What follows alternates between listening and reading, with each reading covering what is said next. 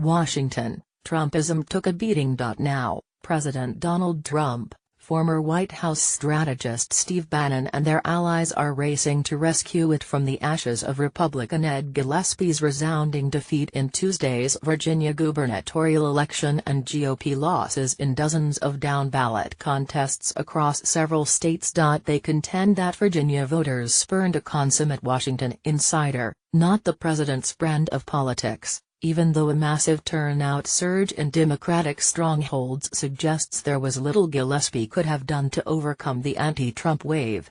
Republican Swamp Thing Gillespie rejected, Bannon's Breitbart News declared in a headline. Gillespie did not embrace me or what I stand for, Trump tweeted from Asia. The rush to destroy Gillespie, who borrowed some tactics from Trump but kept his distance from the president, points to an escalating fight within the party over whether candidates are better off courting Trump and his loyal base or keeping them at arm's length. After Gillespie failed to strike a balance between the two, he took criticism for it. On the other side of the GOP divide, John Weaver, a longtime aide to Ohio Governor John Kasich, wrote on Twitter that the party should treat the president like dead tissue.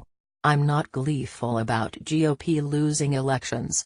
But if you have gangrene in your leg, Trump, chop the sucker off. But 2018 is looming and that is a big chop.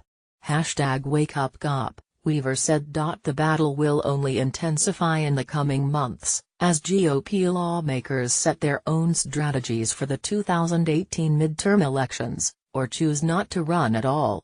Like animals sensing the earthquake before it hits, members of Congress are finely attuned to potential political waves, said Doug Heye, a GOP strategist and former congressional aide who, along with others, is predicting more Republicans will announce soon that they won't seek re-election. Photo gallery by photo services. For many Republicans, the big lesson of Tuesday's wipeout is that it's toxic to be tied to Trump in politically competitive parts of the country. The Trump wing of the party, however, sees the same set of facts from the opposite angle, with Democrats energized in opposition to the president. They say, the only way for Republicans to win is to drive their base to the polls.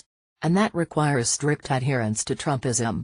It is still true that a depressed base does not bode well for midterm elections, which are all about base voter turnout, said Jenny Beth Martin, co-founder of the Tea Party Patriots.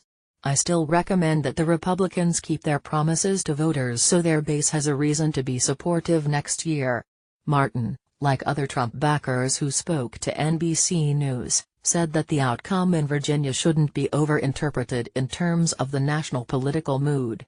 There are unique factors in the state, not least of which is resistance to Trump's "drain the swamp" mantra in Washington suburbs, where many residents make their living from the federal government or the industries that surround it. David Bozell, president of the conservative group For America, said Republicans in Congress have to execute on Trump's agenda so they have something to run on in the midterms. Otherwise, he said, they'll have difficulty formulating a message that resonates with GOP voters. Gillespie was uninspiring, said Bozell, who added that he might not have voted if his polling location wasn't on my way home from work.